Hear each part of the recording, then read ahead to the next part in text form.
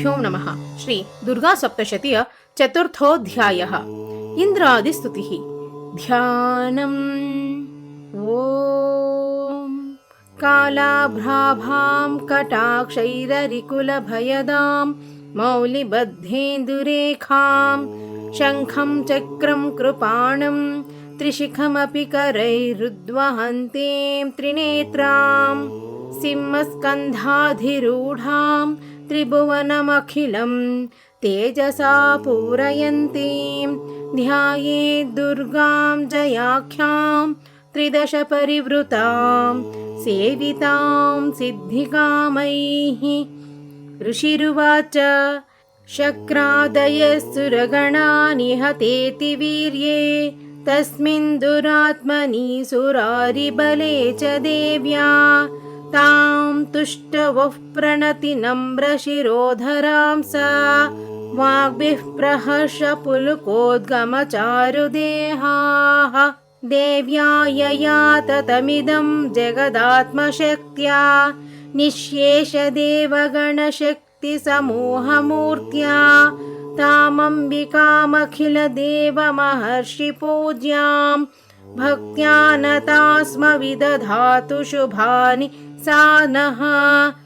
यस्याः प्रभावमतुलं भगवाननन्तो ब्रह्माहरश्च न हि वक्तुमलं बलं च सा चण्डिकाखिलजगत्परिपालनाय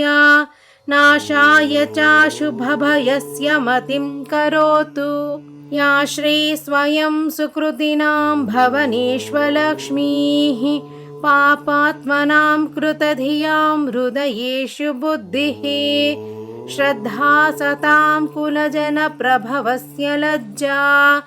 तां त्वां नता स्म परिपालय देवि विश्वम्। किं वर्णयाम तव रूपमचिन्त्यमेतत् किं चातिवीर्यमसुरक्षयकारि भूरि किं चाहवेषु चरितानि तवातियानि सर्वेषु देव्यसुरदेवगणादिकेषु हेतुः समस्तजगतां त्रिगुणापि दोषैः न ज्ञायसे हरिहरादिभिरप्यपारा सर्वाश्रयाखिलमिदं जगदंशभूतम् अव्याकृता हि परमा प्रकृतिस्वमाद्या यस्या समस्तसुरता समुदीरणेन तृप्तिं प्रयाति सकलेषु मखेषु देवी स्वाहासि वै पितृगणस्य च तृप्तिहेतुः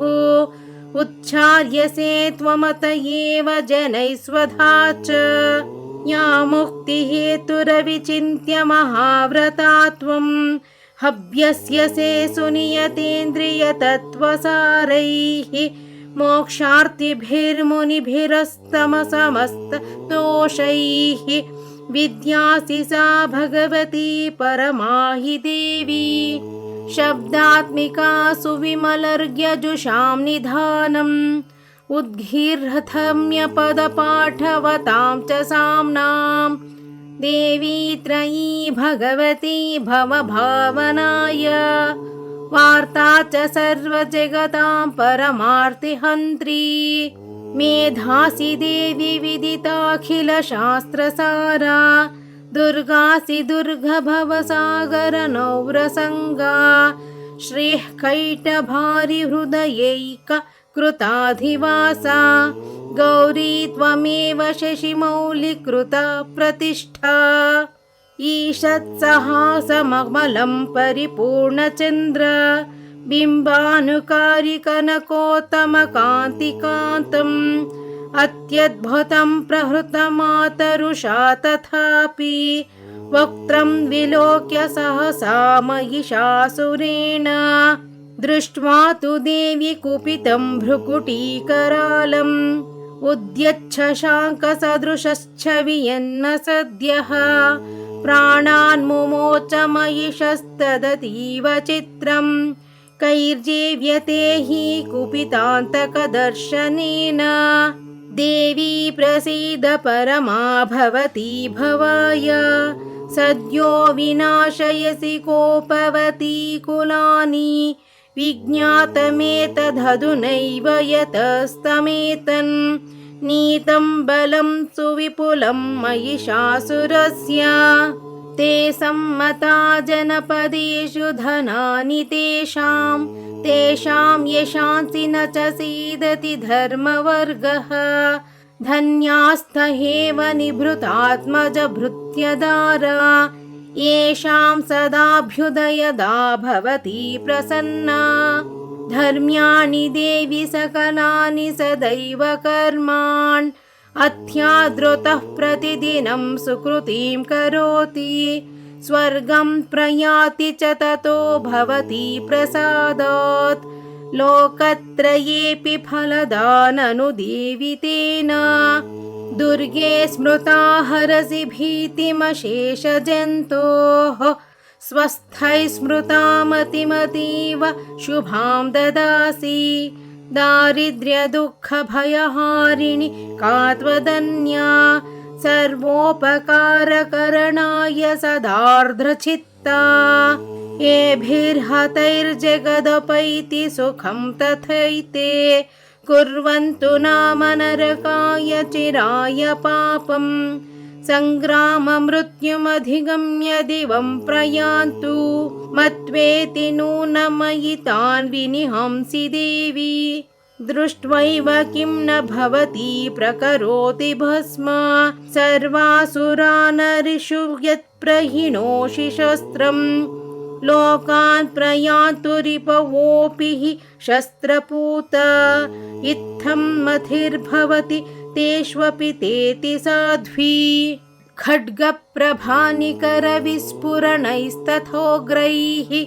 शूलाग्रकान्तिनिवहीनदृशोऽसुराणां यन्नागता विलयमञ्चुददिन्दुखण्डा योग्याननं तव विलोकयतां तदेतत् दुर्वृत्तवृत्नशमनं तव देवि शीलं रूपं तथैतदविचिन्त्यमतुल्यमन्यैः वीर्यं च हन्तृहृतदेव पराक्रमाणां वैरिष्वपि प्रकटितैव दया त्वयैथं केनोपमा भवतु तेस्य पराक्रमस्य रूपं च शत्रुभयकार्यतिहारि कुत्र चित्ते कृपा समरनिष्ठुरता च दृष्ट्वा त्वय्येव देवि वरदे भुवनत्रयेऽपि त्रैलोक्यमेतदखिलं रिपुनाशनेन त्रातं त्वया समरमूर्धनि तेऽपि हत्वा नीता दिवं रिपुगणा भयमप्यपास्तम् अस्माकमुन्मदसुरारिभवं नमस्ते शूलेन पायिनो देवी पायि खड्गेन चाम्बिके घण्टास्वनेन नः पायि चापद्यानि स्वनेन च प्राच्यां रक्ष प्रतीच्यां च चण्डिके रक्ष दक्षिणे